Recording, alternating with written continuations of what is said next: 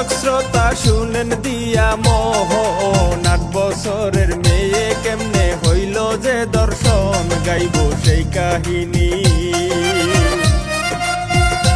গাইব সেই কাহিনী, চোখের পানি জরবে যে সবার, কেমন গাতক এই দুনিয়ায় করে বসবাস, দিব তার বর্ণনা।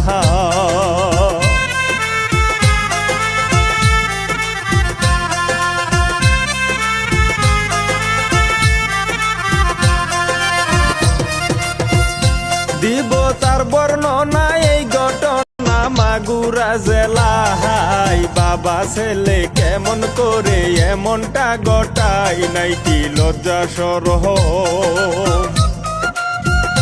নাই কি লজ্জা শরম, রক্ত গরম হইলে কি আর ভাই এমন কাজটা করতে পারে এই না জামানায়, হাইরে পিশাচের দহল।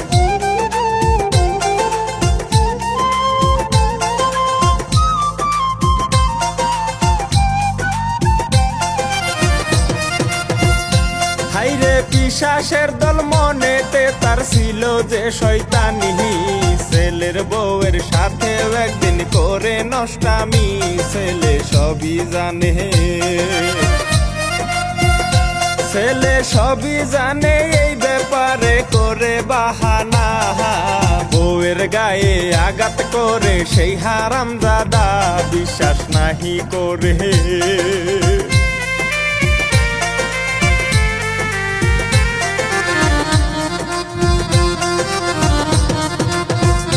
বিশ্বাস নাহি করে, হঠাৎ আসে বউয়ের ছোট বোন, দুলাবাইয়ার তালই মিলে করিল দর্শন, বনে না জানিল, বনে না জানিল এটি হইল, শুনেন গো সবাই, কান্নার আওয়াজ শুনে বনে সেই না ঘরে যায়, বোনের পেটের ব্যথা,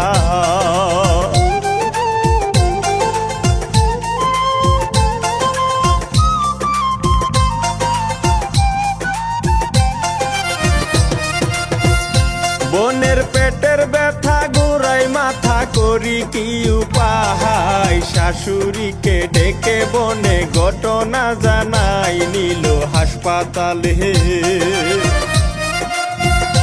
নিল হাসপাতালে, দুইজন মিলে আমি বলে যাই, ভয়াবহ দেখে মা ওই পালাইয়া যায়, হইল জানা জানি,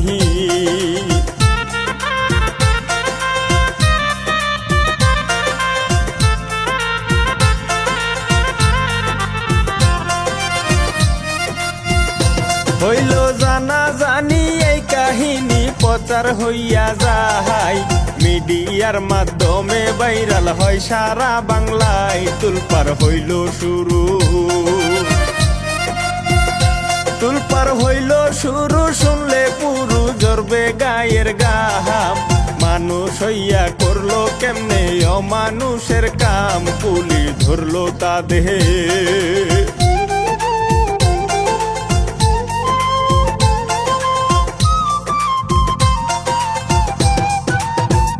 পুলিশ ধরলো তাদের, দাবি মুদের বিচার আমরা চাই, এই দুনিয়ায় এমন পাপীর হয় না যেন ঠাই, আওয়াজ সারা বাংলায়, আওয়াজ সারা বাংলায়, দাবি একটাই তাদের ফাঁসি চাই, এই দুনিয়ায় এমন পাপীর কোনো দরকার নাই, গাইলাম মামুন হাসান।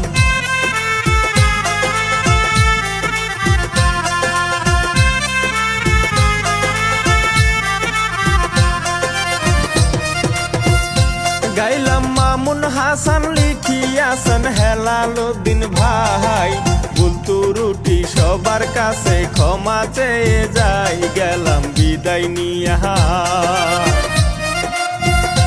গেলাম বিদায় নিয়া, কান্দে হিয়া গো প্রাণের ভাই,